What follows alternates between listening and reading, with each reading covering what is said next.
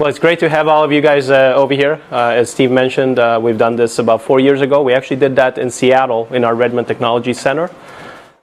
So back then, hopefully, we've made some improvements over the last 4 years. Back then, we were also shipping our second generation in terms of one of the products we'll talk about today. Today, we're shipping the fourth generation.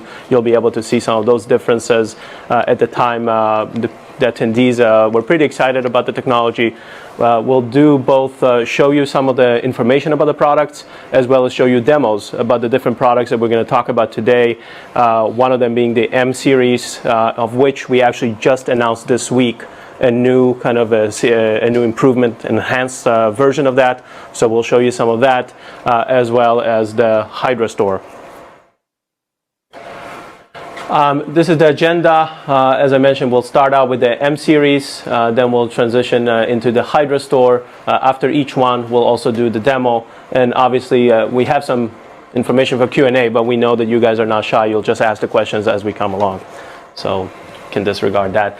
In terms of NEC, as Steve mentioned, been around for over 100 years or over 115 years, so since 1899. It is actually headquartered in Japan, in Tokyo. And our U.S. headquarters is in Irving, Texas.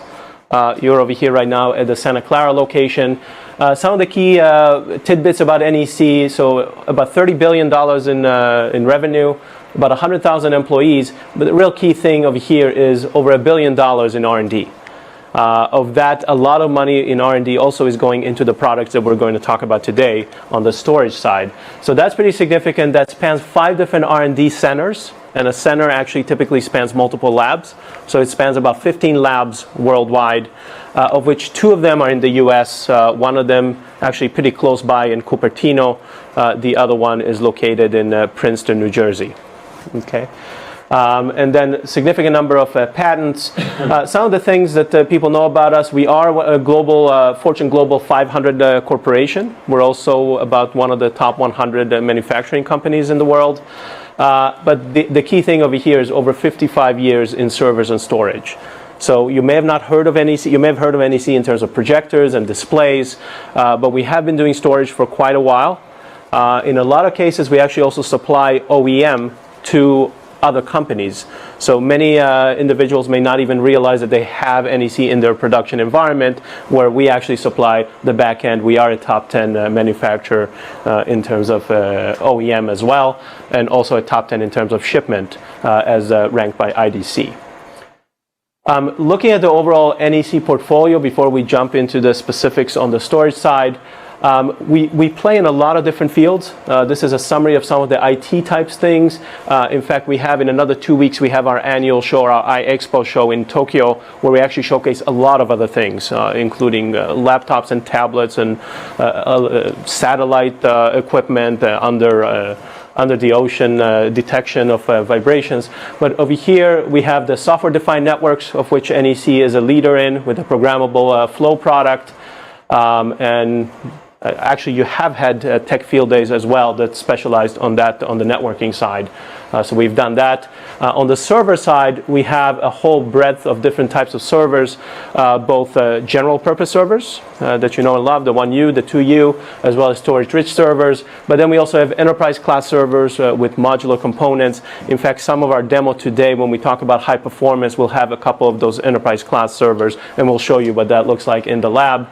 And then the other thing that's pretty unique to NEC are fault-tolerant servers, which actually at the clock level, they actually are connected with a special interconnect, and that actually allows us to continue running with no interruption. So there isn't even any need for any kind of a cluster failover, although we also have, as you can see on the software side, Express Cluster, our clustering technology that allows you to cluster and replicate, and a lot of other capabilities. And additional database software. So this is a kind of a summary on the storage side, which is really the area we're going to focus about today. So we have disk arrays for SAN and NAS applications. We're going to talk about the M series, which is a block storage device.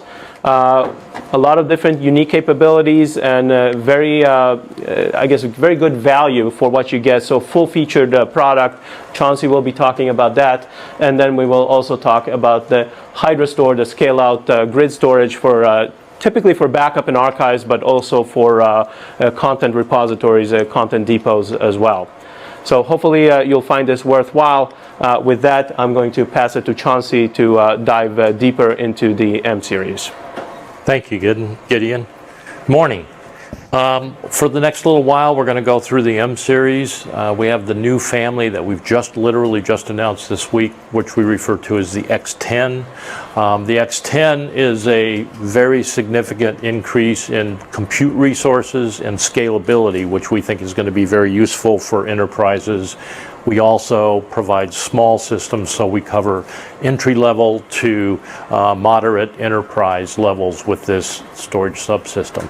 At the end of that, we're going to give you a demonstration. The demonstration will be of our new quality of service code software that we've just introduced that allows you to provide min-max capabilities for logical disks, so you can be in a highly consolidated virtual environment and protect the performance of your most important resources. So that's kind of where we'll be going with this today. The existing product line before this week was called the M1, 3, 5, and 7. What we've introduced is an upgrade for each of the 4 members of the family. And when I mentioned scalability increases, the 300, 310 is kind of my favorite one right now, but maximum of 144 drives to 480.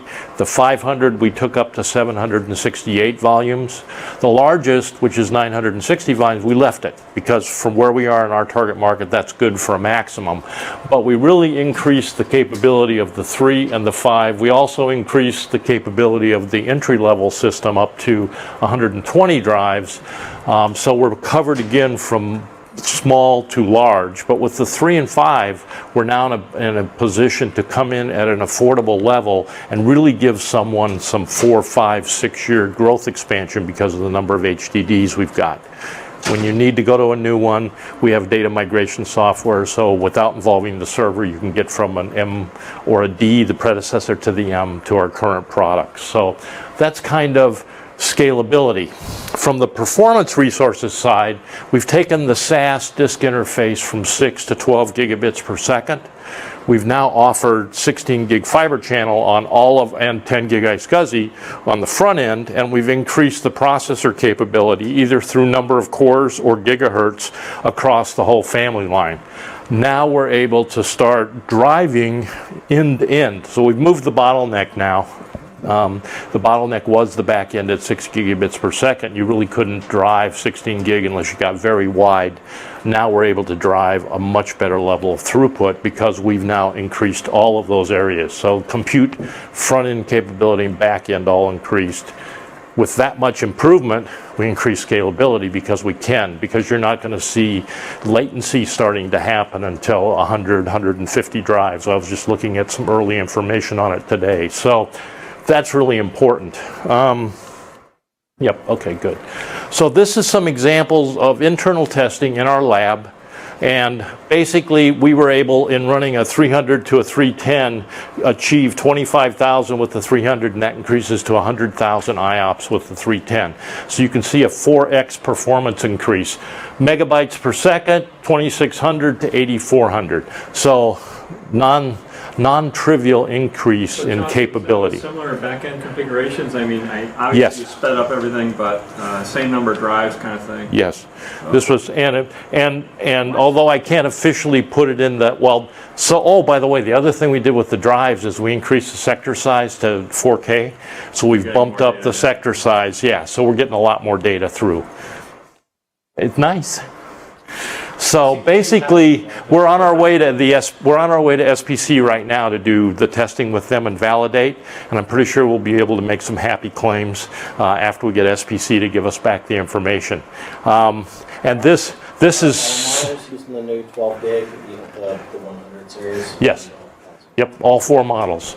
And it's one of the things we've tried to do with this, with a few exceptions. The software I'll talk about is available for all 4 models. So data tiering at the 100 level, The big difference between the one and the rest of the family at this point is we're offering it in either a single controller or dual controller mode. Everybody else, you got to have dual, active failover, etc.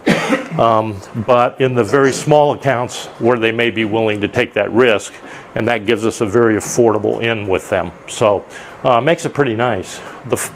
The other thing we just announced is support for OPENSTACK. We've been a gold member in OPENSTACK since 2011, but from a storage perspective, we've now introduced the OPENSTACK block Cinder drivers. Easy for me to say. Basically supporting all of the various capabilities that they have in OPENSTACK. So we're now offering the drivers, both Fiber Channel and iSCSI. When OPENSTACK does its next release, we're at Icehouse. When the next release comes out, Juno, at that point in time, the drivers will be on the OPENSTACK site, so they can be downloaded for free. If you want... What? Juno is out. I didn't think it was. I thought Juno... Is Juno out? So then Kilo. Okay, then Kilo. Sorry, I thought Juno was next. So basically, if you wanted to do this now, you can get the drivers from us until we have it on the website so it can be downloaded from OPENSTACK. So basically extending our support dramatically. We made a decision to go with software bundles. We have a standard bundle included with the product, and we decided that it made sense to take the other collection of software capabilities, put them in packages that were similar in performance. So performance package, remote replication package, local replication package. We have a couple of security features. I'll go through all these. And then we've added, because of expending ourselves, so we're much more better again with VM and VMware. We added a vCenter management pack that allows us to manage both servers and storage from a single pane of glass, which is useful. The quality of service pack, this is where we've added our quality of service software that allows us to go in and start managing throughput at the logical disk level. So we've really extended. The other thing we've done is, I say we've improved the base software. Our data migration software used to be at a fee. That's now included in the base for free, so people can easily buy our new product and be able to move to it from our D series or our existing M series to the new ones. Because of, nobody's asked me yet, so I'll just answer. Because of the change in the back-end bus and architecture, and because of increasing dramatically the sector size of the disk, basically this would be a upgrade, not a field upgrade. It's a remove the old one, put in a new one, kind of an upgrade, because it's just too dramatic. We tried simulations, trying to go down and simulate all of the 4K blocks and stuff on our existing M series, and the performance wasn't acceptable. So we're going with a iron replacement approach. So we've added the migration software at no cost. An extreme IO upgrade. I'm sorry, what? We call it an extreme IO upgrade. Oh, I like that, yes. Okay. So in the base pack, we basically offer everything you need to install it, define it, configure it, performance measure it, and tune it.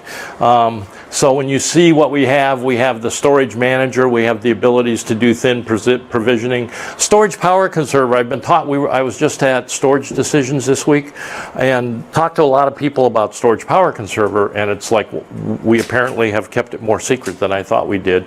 The idea of having a fairly large system and being able to power down all the hot spares and power down any HDDs you have for growth, so you don't have to bother powering them until you need them, and have them automatically spin up. If you have an HDD failure, a hot spare will spin up and rebuild happens without intervention.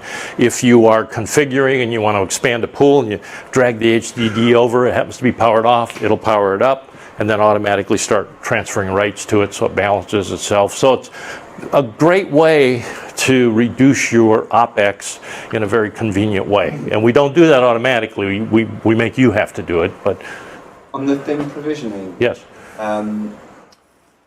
So do you support things like T10 on map, and do you detect zeros that come into the system as well to stay thin like some other platforms do? So you're referring to deduplication type things, or? No, so if I've got a file system on a Right. thin LUN, as I add data to it, it gets allocated from the back end, then I delete some files in the file system. If my system supports something like T10 unmap, it talks to the array, and the array unallocates those blocks, puts them back in the pool, and So it it's a standard So- helps interface my with all volume to the be fit. It's a, blocks and yeah, it's a SCSI standard. Right, so reclaim space. Yeah, That SCSI command, map command? yes, Yeah, yeah. you do support that, yeah. Okay, and if I've got a thin volume and I've got an application or a file system on it that when I format the file system or write the file system out, if it goes and touches every block but just zeros or something like that, can you detect those zeros so that the space doesn't get allocated? You can detect zero block data. As it's coming into the system or as a post-process job? So what time is Is it inline, or is it done with a utility after the fact? In line background detect the zero data. So it's running in the storage management, doing background scrubbing Okay, and looking all for right. it. Okay. Thank you. I'm just looking if there's any notables. Like I said, we put the data migration in here to make it much easier. The other thing we do for, and I'll talk about local replication in just a second, but we have a small version of replication. So someone who's coming in with our entry-level system, one controller, not wanting to spend a lot of money, we have a downgraded set of replication software they can use. But if we wanted to do full-blown snapshot and all of that, we'd go with our local replication pack, which is one of our optional for fee services. So Sorry, did you say you can buy a single controller version? in the M100, yes, right, okay. only in the 110, yeah. Right. We've been asking this everywhere that we go. Okay, you had a VMware cooperation bit on the last slide. Are you lining up for vVols? And where will you be when they release the vVol spec? Windows, not yet. Not yet. Okay. And what I was going to add to that is, because our engineering is in Japan, what I do, I would have to go back and get their schedule for how they're going, the interface with VM and do it, but yeah, it's not currently supported. Okay. I realize vVols is not supported in the No, field anyways. It's I a know. beta release at this Yeah. point, so Just asking where they'll be when it ships. I know. So the performance pack contains our data tiering software and also our cache, our Perfo cache we call it, which basically allows us to extend and use the solid state as an extended cache, second level cache. In our local replication pack, we have three things. The main one is what allows you to create snapshots and local inside the system copies. Our DDR is the between system copies, either in the same data center or at a remote location. We'll talk a little bit more about that. We do DoD approved secure erasure. We also can define it as a worm. When we define it as a worm, we also do a log entry that says here's the user ID of the person who activated it as a worm, and if somebody comes in later and changes that status back to read-write, we capture that information so we have an audit trail of who did it, and that some people find very helpful in terms of audit situations. Can you make it so it can't be changed back? I don't believe so. Can you make it so you cannot undo the worm? I don't believe so. Making it worm and then unmaking it worm. In other words, is there support for both, not just enterprise worm, but compliance worm? Right. And I believe the answer is no. Yeah. No, we can't. So as far as storage tiering and stuff like that, is that some sort of a periodic based understanding of what blocks are hot and what blocks are cold and moving data around? Yes. And that's done on a 24-hour basis, or? Yes, what we basically do is set it up as it's a job you run. Our software runs and does analysis of all the So usage the user patterns. can actually control it? How often it's scheduled? Or? Yes, you can schedule it. Okay.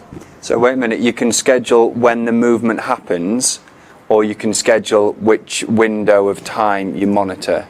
So both? When the you, analysis- you schedule when the software runs to analyze it, Right. and then the rearrangement is run as a background task, so that would all happen as part of it. Okay. So, yeah, as opposed... So could I schedule and say, I don't want it moving stuff around on the back end except between midnight and 5 a.m. or Yeah, you can do that. Yeah. you can do that? Cool. Daily schedule or weekly schedule.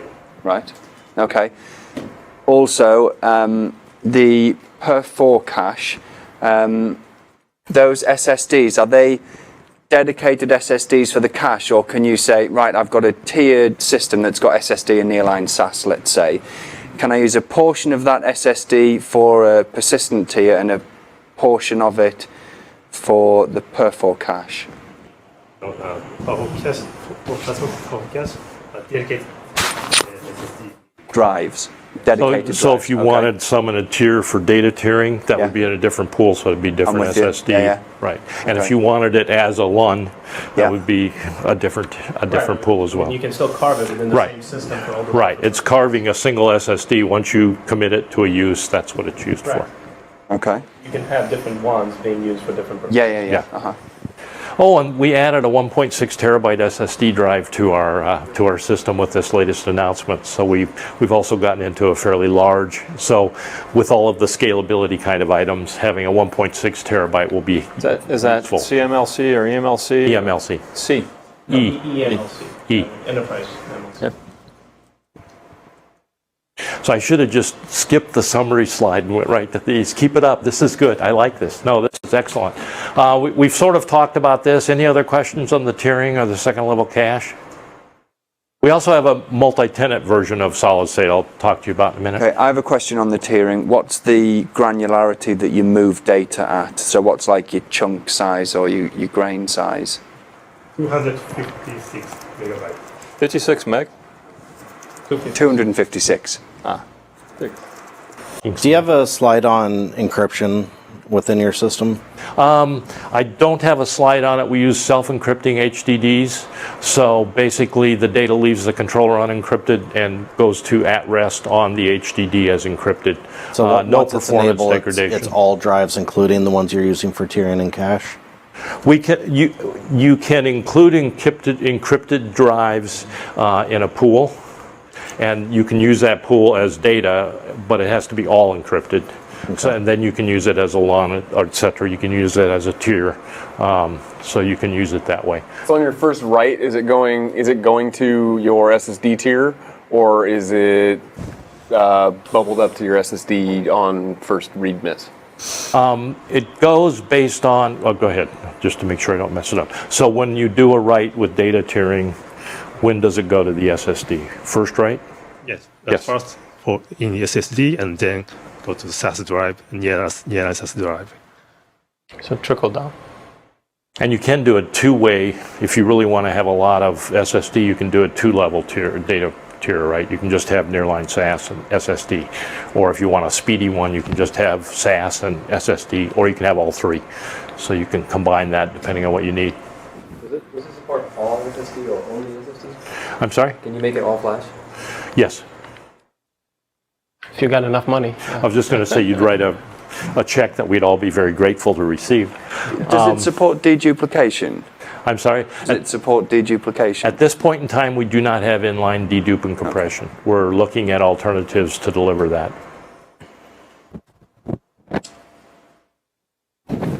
So in terms of VMware, obviously thin provisioning is important as a component of VMware. We have VAAI support. We have plugins for vCenter, plugins for vSphere, VASA provider, storage replicator support. So we basically have worked a lot with VMware and we're very integrated tightly with them. We work with Microsoft as well in the virtual environment, but we've really spent more time in terms of integrating with this, with VMware. Do you have a storage replication adapter for VMware for Site Recovery Manager? For Site Recovery Manager, we do, right, yes. Oh, wow. You should put that on the slide. It is on the slide. I will add it, thank you. Oh, so it is?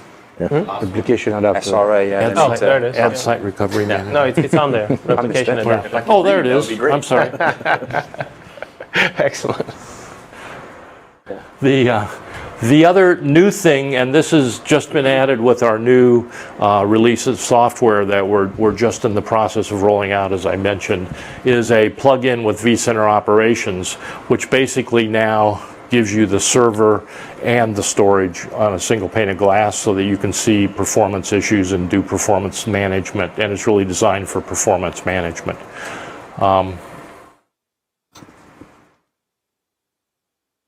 I/O flow control is what we're going to demo today. This is our new quality of service. Basically what you can do is either set upper or lower limits. Obviously if you set a lower limit, what you're saying is guaranteed at least that much. If you're setting an upper limit, you're throttling somebody back because he gets in the way of your high priority production stuff. So And it's IOPS only, it's not throughput or latency? IOPS. Only, okay. On a per LUN basis? On a logical disk basis. Logical disk, okay. This is what we have set up. So we have an ESXi server. We have 3 VMs on it, each with iometer, because that was an easy way to set up to do the demonstration. The iometer on VM1, that logical disk is the important logical disk. We want to make sure that we have performance for it.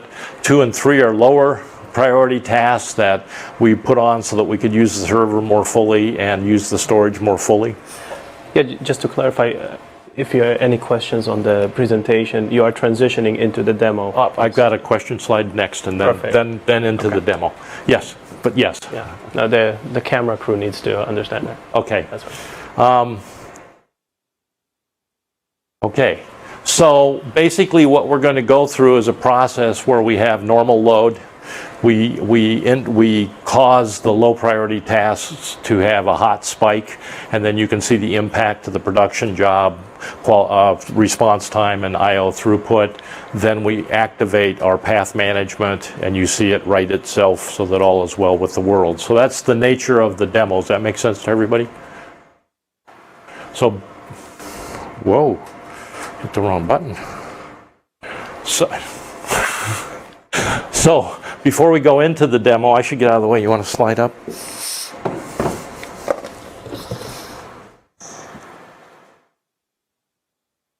So before we go into the demo, any questions? Any plans for a VSA version? So I think slide 1 you talked about software defined networking. Yes. I know a VSA isn't 100% software defined storage, but it is a software implementation of a storage controller. Yeah. From a software-defined storage, I'm working with, actually meeting with them on the 17th in Japan to talk about alternative ways to attack it. We don't really have a strategy defined and published yet for how we're going to do software-defined storage, but we're also looking at people like DataCore and some of the others just to say how can we lay in the virtualization, because that's really what we're talking about with that, in my opinion, is to lay in the virtual layer of storage definition so that you can change the back end and not have it affect anybody on the application side. Mm-hmm. So we're looking at ways for that. Okay. Does the IOPS limiter, does it flow through from like the performance caching and performance tiering stuff? Or is it, I guess it could be all done at the front end. It doesn't have any bearing on what's on the back end. So you could have performance cache or performance tiering on. Yeah, they're independent. Okay.